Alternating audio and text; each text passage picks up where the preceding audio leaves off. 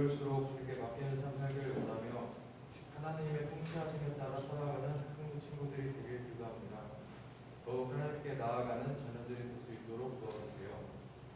이제 우리 친구들 시험이 얼마 남지 않았습니다. 친구들이 학업에 지칠 때마다 주님께서 위로하여 주시고 지혜 허락하셔서 학업에 최선을 다하도록 함께하여 주세요. 말씀 전해주실 전사님에게도 예배 가운데 함께하여 주시고 친구들이 집중해서 하나님의 말씀 알아가는 시간 되게 해주세요. 감사합니다. 예수님의 이름으로 기도드렸습니다. 오늘의 말씀 읽는 시간 갖도록 하겠습니다. 오늘의 말씀은 이사야 3장 10절에서 11절 말씀입니다. 이사야 3장 10절에서 11절 말씀입니다.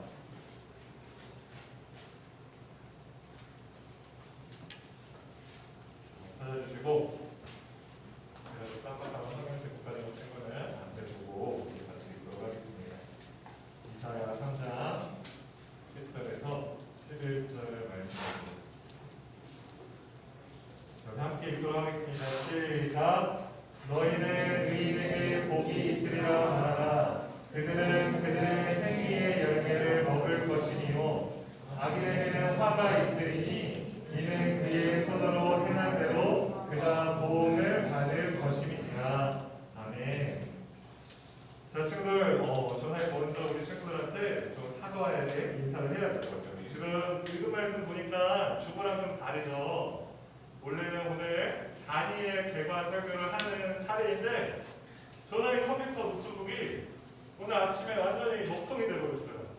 전화에 이런 경우가 처음인데 그래가지고 다니엘 설교 준비한 것들을 PPT도 사용 못하고 원고도 이제 못 쓰게 돼서 그러면 그냥 없이 할까 했는데 그러기에는 다니엘 이제 내용이 너무 어려워서 그럴 바에 오늘은 그냥 다른 설교를 하고 우리 제가 다음 주에 다니엘 설교를 해야겠다라고 마음을 결정을 내렸어요. 그래서 오늘은 주부와 좀 다르지만 우리 친구들이 이해해 주시고 오늘은 전하님이 한 주간 큐티를 하면서 묵상했던 내용 중에 하나를 우리 친구들과 나누려고 해요. 그래서 그렇게 알고 이제 말씀을 전하도록 하겠습니다. 자, 넘겨주시면 오늘 말씀 제목은요. 그래서 하나님이 세우신 지도자예요. 이사야 3장 1절부터 12절 말씀으로 우리 친구들과 은혜를 나누기로 하겠습니다. 친구들 혹시 그거 알아요? 우리 친구들은 여기 모인 친구들은 한 명도 빠짐없이 다 지도자라는 사실이에요. 지도자. 우리는 흔히 뭐 대통령이나 그 다음에 앞에 뭐 나와서 이렇게 인도하는 사람이나 뭐 한 회사의 사장이나 이런 사람들만 지도자라고 생각하기 쉬운데 그렇지 않고 여기 앉아있는 우리 친구들, 선생님들 한 명 한 명 모두가 다 지도자라는 사실이에요.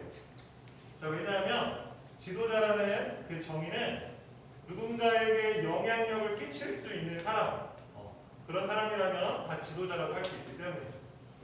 우리 하나님께서는 우리가 이 땅에 태어날 때부터 다 지도자로 세우셨어요. 우리 한 명 한 명에게 하나님께서 사명을 주셨고 그 사명을 가지고 이제 살아가면서 많은 사람들에게 선한 영향력을 끼치라고 우리를 이 땅에 태어나게 해주셨기 때문에 우리 한 명 한 명이 다 지도자라고 할 수 있는 거예요. 우리가 그 사실을 기억하면서 살아가는 게 매우 중요해요. 자, 그래서 오늘은 우리가 그러면 하나님이 세우신 지도자로서 이 인생을 어떻게 살아가야 하는지 그 내용을 알려주려고 해요. 자, 우리 먼저 이사야 3장 1절부터 3절 말씀 앞에 보고 전사님이 읽어줄 테니까 한번 눈으로 따라오세요. 보라, 주 만군의 여호와께서 예루살렘과 유다가 의뢰하며 의지하는 것을 제하여 버리시되 곧 그가 의지하는 모든 양식과 그가 의지하는 모든 물과 용사와 전사와 재판관과 선지자와 복술자와 장로와 오십부장과 기인과 보사와 정교한 장인과 능란한 요술자를 그리하실 것이며 이렇게 1절부터 3절 내용이 적혀 있어요. 자, 친구들 여기 잘 보면요. 하나님께서요. 이스라엘 백성들이 의지하는 모든 것들을 제거하여 버리시겠대요. 자, 그런데 그 의지하는 게 무엇이냐면 1절에 모든 물과 모든 양식과 모든 물과 적혀있어요. 이거는 우리의 생계와 관련된 거예요. 그렇죠? 음식이나 우리 집에 물이 없으면 살 수가 없죠. 생계와 관련된 것들이 있고 2절하고 3절 보면 뭐가 엄청 많이 나열되어 있죠. 용사, 전사, 재판관, 선대자, 목술자, 장로 막 이렇게 나열되어 있는데 이 2절, 3절에 나열된 이 직업의 특징이 무엇이냐면 그 당시에 굉장히 고위층의 계급인 그런 직업들이었던 거예요. 그러니까 지금 이스라엘 백성들은요, 하나님을 더 의지하기보다 자신의 생계, 먹고 살 문제, 그 다음에 그 당시 고위층을 의지하면서 자신들의 편안한, 안락한 삶을 추구했다는 거예요. 자, 그런데 하나님이 그것들을 어떻게 하시겠다고요? 다 제거해 버리시겠다고 이 이사야 3장 서두 부분에서 말씀하고 있어요. 자, 친구들, 하나님이 세우신 지도자라면 하나님을 가장 의지하는 게 마땅할 거예요. 그런데 우리는 삶을 살다 보면 하나님보다 다른 것들을 더 쉽게 의지하고 해. 어떤 것들이 있을까요? 우리 친구들을 예로 들었을 때 그것이 게임이 될 수도 있고요. 그 다음에 내 성공이 될 수도 있고요. 정말 여기처럼 내 생계와 그리고 뭔가 나한테 편안함을 줄 수 있는 그런 것들이 될 수도 있어요. 혹시 우리 친구들은 하나님보다 이러한 것들을 더 의지하고 있지 않은지 한번 돌아보기로 합니다. 자, 이것이 왜 중요하냐면 우리 친구들이 하나님보다 이러한 것들을 더 의지하며 살아갈 때 언젠가 하나님께서 그거를 제거해 버리시기 때문에, 만약에 우리 친구들이 그것이만 나의 인생에서 가장 중요한 거라고 생각하며 의지하며 살아갔는데 어느 순간 우리 친구들 인생에서 그것이 제거가 된다면 우리 친구들은 방황하게 될 거예요. 길을 잃고 헤매게 될 거예요. 매우 당황스럽고 내가 지금까지 살아온 것이 무슨 의미가 있지라는 그런 허탈감에 빠지게 돼요. 우리는 그런 순간이 찾아오기 전에 하나님보다 더 의지하는 것들을 내려놓을 필요가 있어요. 그러한 것들이 무엇인지 우리 친구들이 스스로 점검해 보기로 합니다. 하나님이 세우신 지도자인 우리는 하나님을 가장 의지할 수 있어야 돼요. 자, 그런데 그렇지 못할 때 어떠한 현상들이 일어나는지 그 다음 절에 나와 있거든요. 선생님이 4절과 5절 말씀 읽어주도록 할게요. 자, 그렇게 하나님을 가장 의지하지 못했을 때 어떤 일들이 일어나는지 한번 볼게요. 그가 또 소년들을 그들의 보관으로 삼으시며 아이들이 그들을 다스리게 하시리니 백성이 서로 학대하며 각기 이웃을 장애하며 아이가 노인에게 비천한 자가 존귀한 자에게 교만할 것이며. 자, 이 말씀은 어떤 말씀이냐면 친구들 4절 한번 볼까요? 소년들을 그들의 보관으로 삼으셨대요. 이 말씀이 무슨 의미냐면 그러니까 어린 아이들을 지도자의 자리에 세운다는 거예요. 자, 지금 한번 생각해 보세요. 경험도 없고 능력도 없는 꼬마 아이를 국회의원이나 대통령 자리에 세운다면 이 나라가 어떻게 될까요? 제대로 돌아갈 수 있을까요? 물론 지금도 많은 문제들이 있지만 그런 어린 아이들이 만약에 그런 자리에 있다면 이 나라는 끔찍할 거예요, 친구들. 그런데 우리가 하나님을 의지하지 않고 내가 살아가는 것들을 먼저 의지할 때는 이러한 혼란한 상황들이 발생된다는 거죠. 마치 어린아이가 이 나라를 지도하는 그런 혼란한 상황이 발생된다는 거예요. 자, 또 한 가지 현상은 뭐냐면 그 다음 6절과 7절이거든요. 6절, 7절을 전화에 한 번 더 읽어주겠습니다. 혹시 사람이 자기 아버지 집에서 자기의 형제를 붙잡고 말하기를 내게는 겉옷이 있으니 너는 우리의 통치자가 되어 이 폐허를 내 손아래에 두라 할 것이면 그날에 그가 소리를 높여 이르기를 나는 고치는 자가 되지 아니하겠노라. 내 집에는 양식도 없고 의복도 없으니 너희는 나를 백성의 통치자로 삼지 말라 하더라. 이렇게 말하고 있어요. 자, 어떤 의미인지 잘 모르겠죠. 이 6절과 7절은요, 친구들 지금 두 사람이 서로 싸우고 있는 거예요. 6절에서는요 이렇게 말하고 있어요. 너는 나보다 겉옷 하나 정도 더 있으니까 네가 통치자가 돼서 이 폐허를 네 손아래에 주라. 그러니까 그 책임을 지라고. 그러니까 자신의 책임을요 나보다 조금 더 형편이 나은 사람한테 너가 더 나으니까 너가 책임져 이렇게 말해요. 어찌 보면 당연한 말일 수도 있지만 이거는 자신의 책임을 떠넘기는 아주 무책임한 모습이기도 해요. 자, 그런데 7절에 그 상대방은 또 어떻게 말하고 있어요? 나는 고치는 자가 되지 않겠다라고 말하고 있어요. 내 집에는 양식도 없고 의복도 없으니 나를 통치자로 세우지 말라 이렇게 말하고 있어요. 그러니까 지금 자신들의 형편을 누가 낫고 못나고를 따지면서 너가 책임져. 나는 책임지기 싫어. 이렇게 우리 말을 하는 것이죠. 지금도 이 두 사람의 모습에 사랑이 느껴지나요? 이 안에는 사랑이 전혀 없어 보여요. 우리가 하나님을 의지하지 않을 때 우리 안에 사랑이 사라지는 현상이 나타나게 되어 있어요. 자, 친구들, 방금 읽은 4절부터 7절까지의 말씀을 보면서 어떤 생각이 드나요? 저는 이 4절, 7절 말씀을 보면서 지금 우리가 살아가고 있는 이 세상과 너무 흡사하다는 생각이 들었어요. 우리 친구들이 아직 잘 느끼지 못할 수도 있지만 뉴스나 정치에 관련된 일을 보면 우리나라가 정말 지금 혼란하다는 것을 쉽게 알 수가 있어요. 그리고 우리 주변만 보면 사랑이 많이 식어졌다는 것을 우리가 체감할 수 있어요. 자, 이러한 현상들이 왜 일어나는 것일까요, 친구들? 많은 이유가 있겠지만 저자는 그 중에 가장 큰 이유 중에 하나가 바로 우리 하나님을 믿는 사람들이 하나님을 의지하지 않고 자신이 중요하게 생각하는 것들을 의지하기 때문에 이런 현상들이 일어났다고 저자는 생각하고 있습니다. 우리는 이것을 기억하면서 우리 하나님 앞에 회개할 수 있어요. 하나님, 내가 하나님보다 다른 것들을 의지함으로써 이 사회가 혼란스러워지고 이 사회의 사랑이 식어져감을 제가 책임감을 느끼고 하나님 앞에 회개합니다라고 할 수 있는 우리 믿음의 학생들 친구들이 될 수 있어요. 자, 그 다음에 8절과 9절 말씀을 이어가도록 할게요. 저는 지난주에도 얘기했지만 남유다의 예루살렘 성전이 완전히 무너졌다고 했죠. 그 무너진 이유가 이스라엘 백성의 죄 때문이라고 했어요. 근데 이 8절과 9절은요, 그 죄가 무슨 죄인지 더 구체적으로 말해주고 있거든요. 선생님 읽어줄게요. 예루살렘이 멸망하였고 유다가 엎드려졌으면 그들의 언어와 행위가 여호와를 거역하여 그의 영광의 눈을 범하였습니다.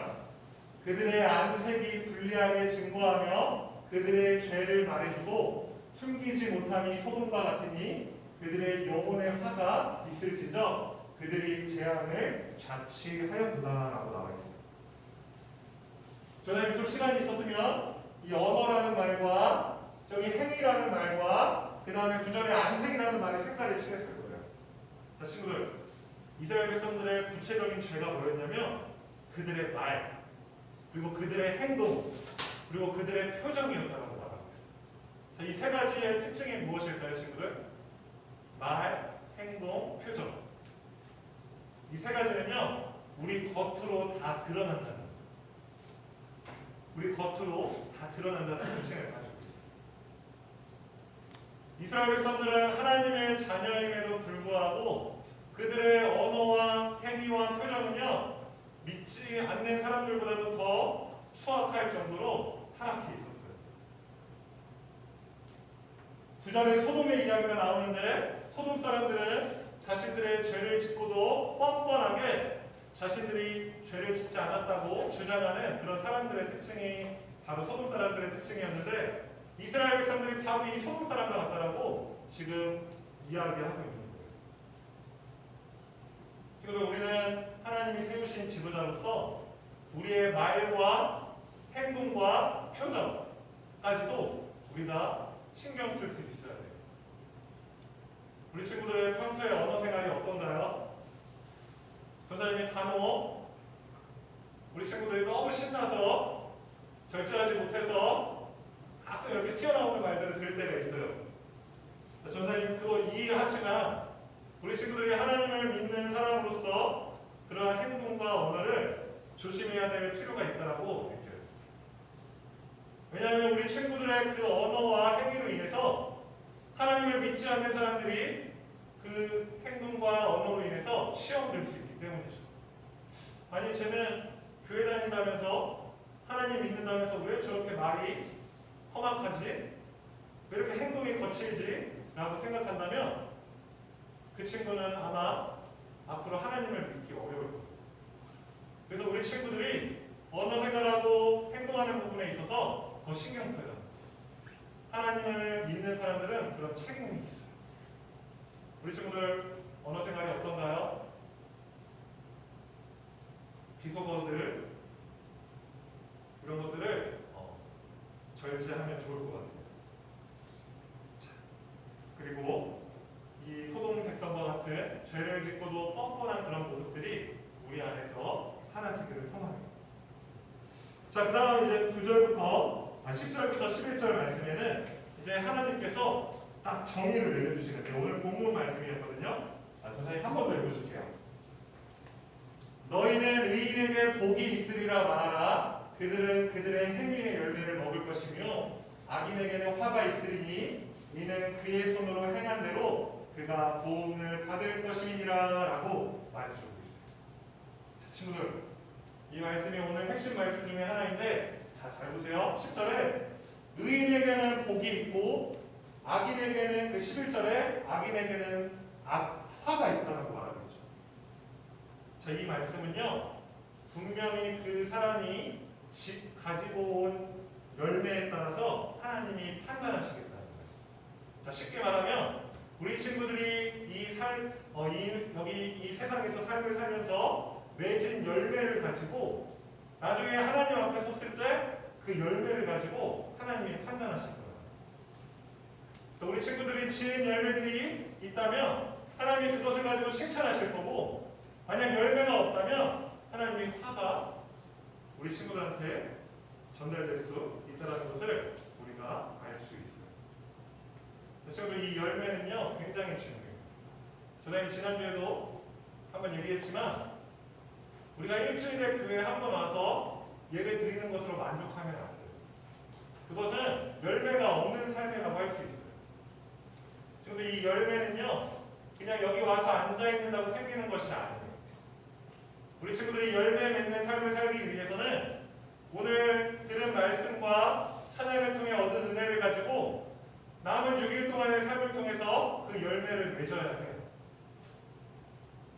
그러기 위해서는 우리 친구들이 말씀을 평소에도 묵상하면서 나는 이 말씀을 오늘 하루 실천해봐야지라는 그런 노력과 자세가 필요하다는 거죠.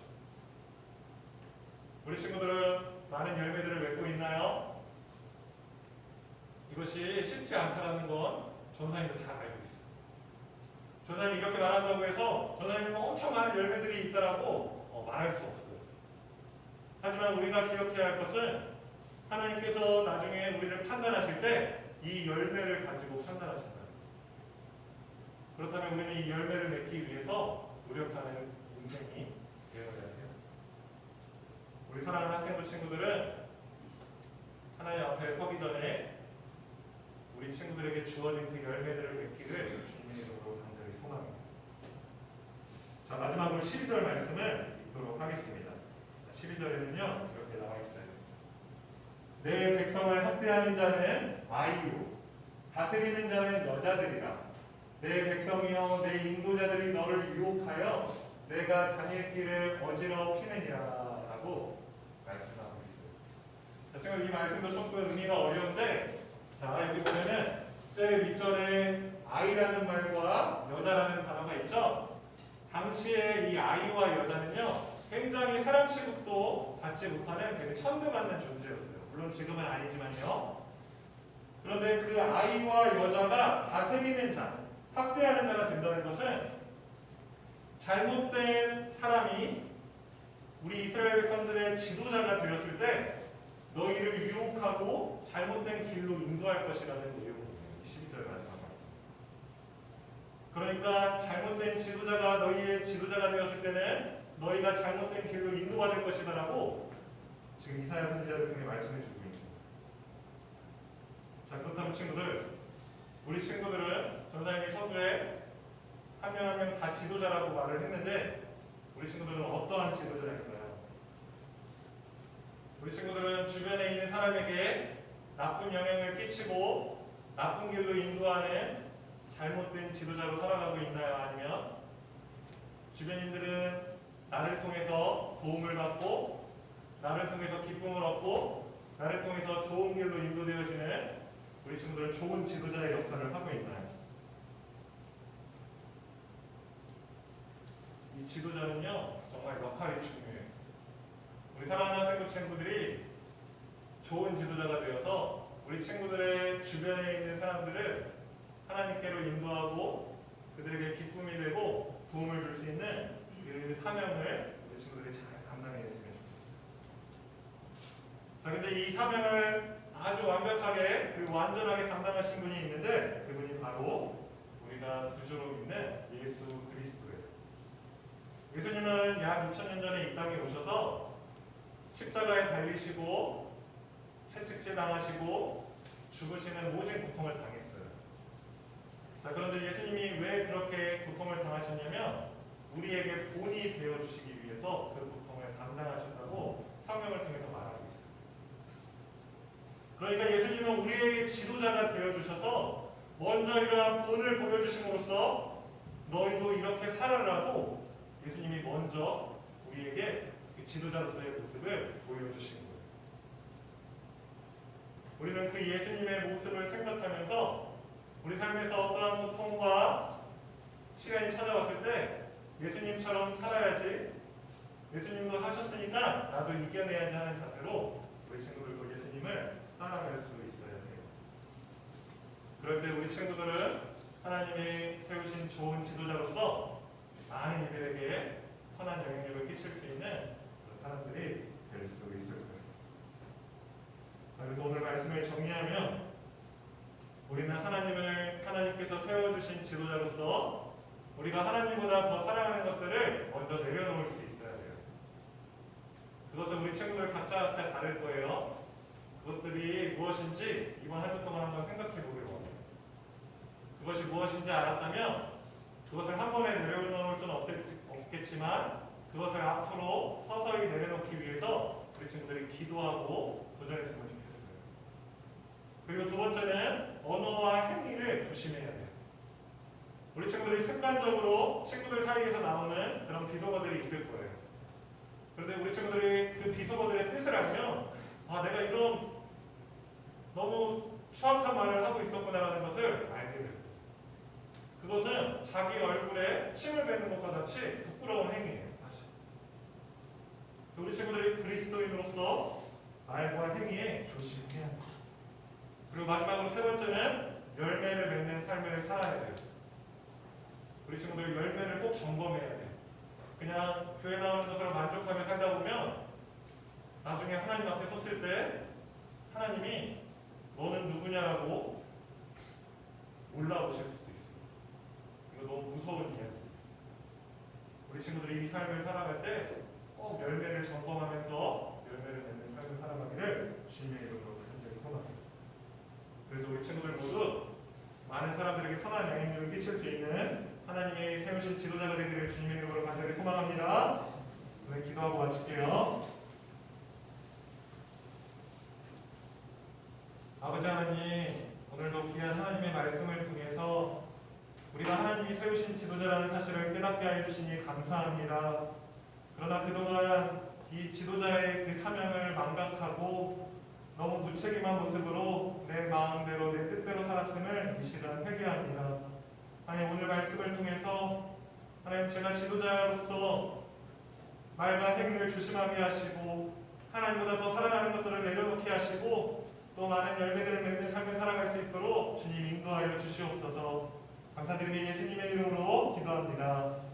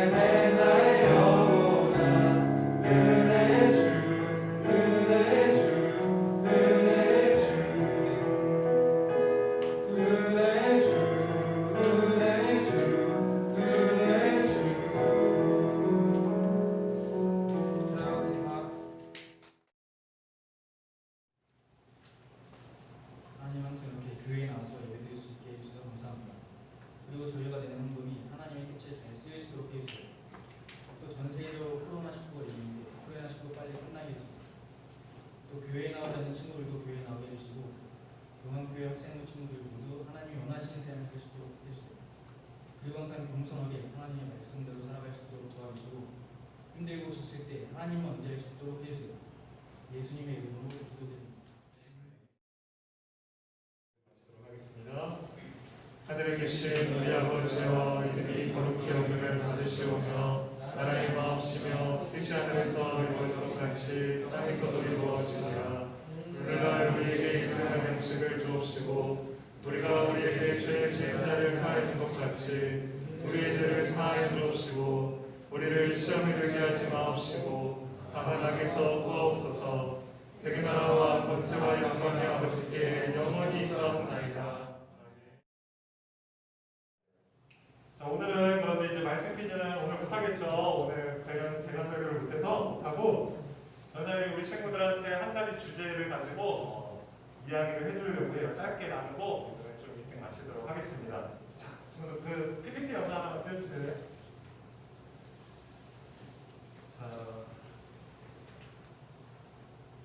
자, 앞에 잘 보이세요? 네. 자, 처음 보는 얼굴인가요 혹시? 처음 보는 얼굴일 거예요. 자, 이 두 분은요 외국의 아주 저명한 신학자분들이에요. 진짜 전사님 같은 신학생이라면 아주 막 존경할 정도로 아주 위대하신 좀 그런 유명한 분들이에요. 자, 이 우리 친구들 기준으로 왼쪽에 있는 분은 톰 나이트라는 신학자고 오른쪽에는 존 파이퍼라는 신학자예요. 자, 그런데 이 두 분이 지금 겪고 있는 우리 코로나 사태에 대해서 두 가지 의견을 내셨어요. 톰 나이트는 어떤 의견을 냈냐면 코로나19가 하나님의 심판이라고 결론 짓는 것은 위험한 일이다. 우리는 그저 함께 애통해야 한다. 이렇게 말했고요. 그 다음에 존 파이퍼라는 신학자는요. 코로나19는 하나님의 계획 아래 이루어진 심판이다. 이렇게 말했어요. 두 사람이 좀 차이가 있죠, 친구들? 자, 그럼 전화에 한번 물어볼게요. 이 두 사람 중에 내 생각에 이 사람의 의견이 더 맞는 것 같다라고 생각이 드는 게 있을 거예요, 우리 친구들. 한번 전화에 10초 줄 테니까요. 이 사람의 말이 맞는 것 같다라고 생각이 들면 한번 손을 한번 들어줬으면 좋겠어요. 이거 뭐 답은 없고요, 친구들. 그냥 우리 친구들의 생각이 궁금해요. 자, 이 두 분의 합자인데 아주 훌륭하신 분들이에요, 두 분 다. 근데 둘 다 옳은 말씀을 하셨어요. 그런데 우리 친구들은 어떤 말이 더 와닿아요? 어떤 말이 좀 더 맞는 것 같아요? 그걸 물어보는 거예요. 자, 됐죠? 자, 톰나이트부터 갑니다. 다 들어주세요. 이거 뭐 틀리고 뭐 그런 거 없어요. 자, 나는 이 톰나이트 신학자분이 한 말씀이 더 맞는 것 같다. 한번 손 들어줄래요? 좋아요. 오케이, 있습니다. 네, 내려주세요. 자, 그 다음에 나는 좀 더 무섭게 생긴 이 존 파이퍼 신학자분의 말이 맞는 것 같다. 한번 손 들어주세요. 단가 좀, 그러네요. 좀 비슷하네요, 그래도. 역시 학생부는 균형이 잘 갖춰져 있어요. 좋아요. 한쪽으로 편향되어 있지 않습니다. 좋아요. 자, 친구들. 저는 이 두 분의 말씀을 듣고요. 많은 생각을 해봤어요. 분명히 두 분의 의견에는 차이가 있거든요. 먼저 어떤 차이가 있는지 전사님이 간단히 설명해 줄게요. 이 톰나이트라는 분은요, 이 지금 코로나 바이러스가 하나님이 만드신 것이다. 하나님이 우리 인간에게 심판하시는 것이다 라고 말하는 것은 아주 조심스러운 일이라고 말하고 있어요.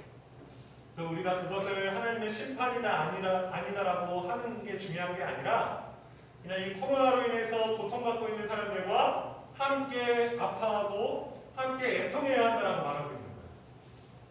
자, 그와 반면에 우리 존 파이퍼 신학자분은 코로나19는 분명하게 하나님이 보내신 것이고 만드신 것이고 하나님의 심판이다라고 말하고 있는 거죠. 자, 어떤 차이인지 우리 친구들 잘 이해가 됐죠? 자, 근데 이제 전사님이 우리 친구들한테 해주고 싶은 말은 이거예요.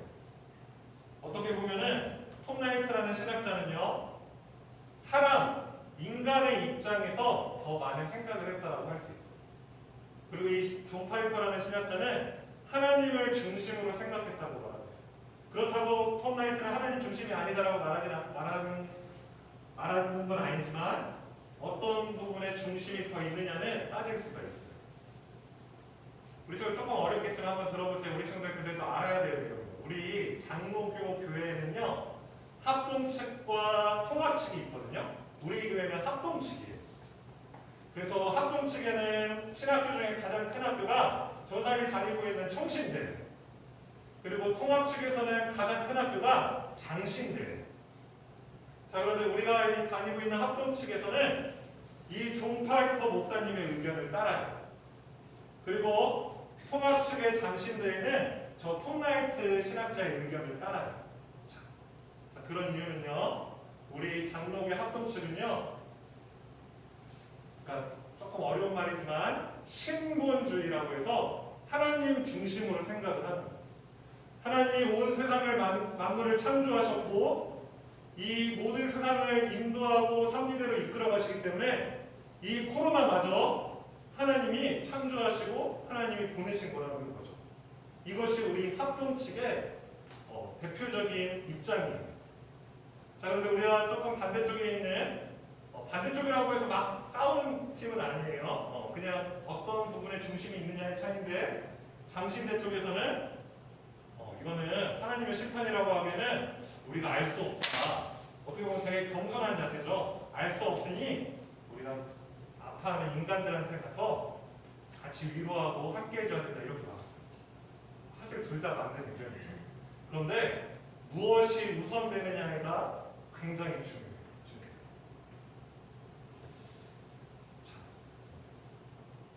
그래서요, 우리가 만약에 존 파이퍼 목사님의 의견을 따른다면 우리가 의문이 한 가지 생겨요. 아니, 하나님은 그러면 선하신 분이라면서 어떻게 사람에게 이렇게 코로나 바이러스를 통해서 고통을 줄 수 있나요? 라는 의문이 자연히 생길 수밖에 없어요. 어떻게 하나님이 선하신 분이라면 이런 일을 할 수 있을까요? 라는 의문이 우리 안에 생긴다는 것이죠. 자, 그런데 전사님이 최근에 선지서 설교를 하고 있지만 그 핵심이 무엇이었어요? 이 심판 다음에, 이 심판 속에는 하나님의 구원이 담겨져 있다고 했죠. 그래서 우리는 이 존 파이퍼 목사님의 의견을 따를 때 이 코로나는 하나님이 보내신 심판이지만 그것은 우리를 그냥 심판하시고 괴롭게 하시고 우리를 벌 주고 끝내시기 위해서 이 코로나 바이러스를 주시는 것이 아니라 이 코로나 바이러스를 통해 우리를 구원해 주시기 위해서 보냈다라고 말할 수 있습니다. 사실 전도사님은 요즘 그런 걸 많이 느껴요.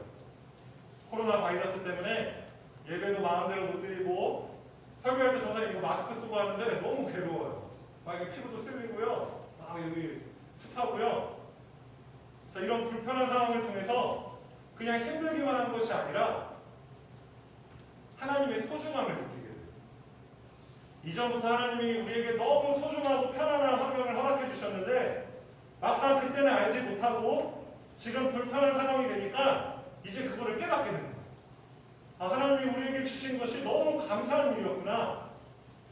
그러면서 우리가 전사님의 마음이 어떠냐면 하나님께 더 마음을 다해 예배해야겠구나라는 그 마음이 생깁니다.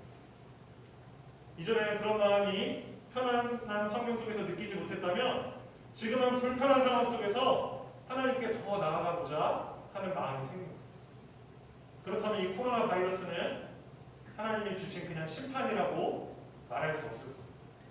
우리를 구원해 주시기 위해서 우리가 더 성숙하고 성장하기 위해서 주신 바이러스라고 할 수가 있죠. 우리 친구들이 판단은 우리 친구들에게 맡기겠어요. 이거는 또 전사님의 의견을 말한 것 뿐이고 우리 친구들이 이것을 판단할 거예요. 자, 그런데 우리 합동측, 우리의 문제점이 하나 있어요. 우리가 주장하는 것은 너무나 맞고 이치에도 맞고 당연한 거지만 우리가 문제가 있어요. 그 문제가 무엇이냐면 우리가 10계명에서 1계명부터 10계명까지 있는데 1계명부터 4계명까지는 하나님과의 관계에 대한 이야기고 5계명부터 10계명까지는 사람 사이에서 관계, 이웃과의 관계에서의 그 법칙이거든요. 그런데 우리는요 1계명부터 4계명까지는 너무너무 강조해요. 우상 숭배하지 말라고 강조하고 안식일을 거룩하게 지키라고 그렇게 강조를 해요. 자, 그런데 그에 비해서 전혀 하지 않는 것은 아니지만 그에 비해서 5계명부터 10계명까지는 조금 덜 강조하는 것 같아요. 그러다 보니까요, 하나님을 사랑한다고는 하는데 이웃을 사랑하는 부분에서는 너무 약한 부분이 많아요. 교회를 열심히 다니고 예배 때 뜨겁게 찬양하고 하나님 말씀도 보지만 내 삶에서 어려운 자들을 위해서 전혀 도움의 손길이 없다면 그거는 10계명을 잘 지키고 있지 않는 거예요. 그건 하나님이 원하시는 모습이야. 이 율법의 핵심은요, 하나님 사랑만 있는 것이 아니라 이웃 사랑도 있다고 말씀하고 있어요. 물론 하나님 사랑이 먼저 되어야 되지만 그것이 이웃 사랑으로 이어지지 않는다면 우리는 가식적인 신앙을 하고 있는지 점검을 해요.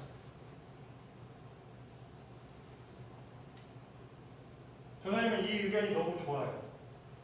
하나님이 이 모든 세상을 주관하시고 섭리해 간다는 게 너무 좋아요. 그런데 그냥 이렇게 고백하고 끝나고 저 톱라이트가 말하는 아픈 이웃에게 다가가지 않는다면 그것은 오히려 더 나쁜 자세라는 거죠. 저는 우리 친구들이 지금 우리가 겪고 있는 이 코로나 사태가 하나님이 주신 심판이고 시험이라고 이해하는 것에서 그치지 않고 이 시기를 하나님을 더 사랑하는 시기로 하나님이 나를 구원해 주시기 위해 보내주신 심판이라는 그 인식을 가지고 살아가기를 원해요. 그리고 우리 친구들이 조금 더 노력할 수 있다면 주변에 도움이 필요한 사람들을 살펴봤으면 좋겠어요. 많은 도움을 주지 못하더라도 작은 도움이라도 우리 친구들이 실천하면 좋겠어요. 우리가 그럴 때 이 사회가 변하게 될 줄 확신하고 있어요. 우리가 같이 그러한 노력들을 하기를 소망합니다. 자, 혹시 이거에 대해서 질문이 있을까요, 친구들? 아마 전사님이 말한 거에 대해서 또 반대 의견이 있을 수도 있고 궁금한 게 더 있을 수도 있어요. 혹시 그런 친구들 있으면 말해줄래요? 자, 없겠죠? 자, 전사님이 한 가지만 이제 광고하고 마치도록 할게요. 자, 전사님이 이제 말씀 이제 개관 설교하면서 이제 2부 순서로 퀴즈를 계속 풀고 있었는데 이제 매주 그것만 하니까 조금 이렇게 지루한 경향이 있어요. 그리고 너무 한 가지만 하니까 우리 친구들이 좀 다른 부분 또 색다른 부분을 느끼질 못해서 전사님이 이제 9월 수련회 끝나고부터는 이제 한 달에 한 번은 이렇게 주제 설교를 하고 그 다음에 2부 순서 때 우리 친구들이 평소에 궁금해하는 그게 뭐 신앙적인 것도 되고요. 또 막 요즘 이슈가 되는 동성애나 그런 것들이 될 수도 있어요. 페미니즘이나 이런 것들이 될 수도 있는데 그런 것들을 가지고 우리 친구들한테 특강을 하려고 해요. 자, 그래서 그 전에 아마 총무 선생님이 우리 친구들이 평소에 가지고 있는 그런 신앙에 충돌되는 그 질문들을 아마 물어볼 거예요. 그러면 우리 친구들 그냥 편하게 은찬쌤이나 아니면 담임쌤한테 말해주세요. 예를 들어 전사님 왜 창세기 때는 그렇게 막 900몇 살까지 오래 살았어요? 이런 질문도 좋아요. 그런 것도 전사님이 성경을 근거로 우리 친구들한테 잘 설명해 줄 수 있도록 할게요. 그래서 그런 것들도 좋고 우리 친구들이 삶에서 겪는 그런 충돌도 좋으니까 미리 질문을 얘기해 주면 전사님 그 중에서 이제 선별을 해가지고 그 시간을 통해서 우리 친구들에게 말해주도록 하겠습니다. 우리 친구들 좀 참여가 있을 때 그게 잘 진행이 될 것 같아요. 앞으로 여기까지 하고요. 네, 그럼 기도하고 마무리하도록 하겠습니다.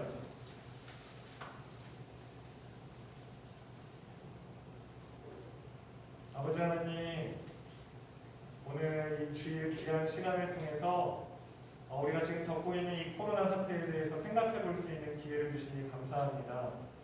하나님, 우리가 그냥 이것이 나와 아무런 관련이 없고 또 아무런 관심 없이 이 시대를 살아가지 않게 하여 주시고 하나님께서 과연 이 코로나를 우리에게 왜 보내주셨고 왜 우리가 지금 이렇게 힘든 시기를 겪어야만 하는지 그런 것들을 한 번쯤 생각해 볼 수 있는 우리 학생부가 될 수 있도록 하나님 인도해 주시옵소서.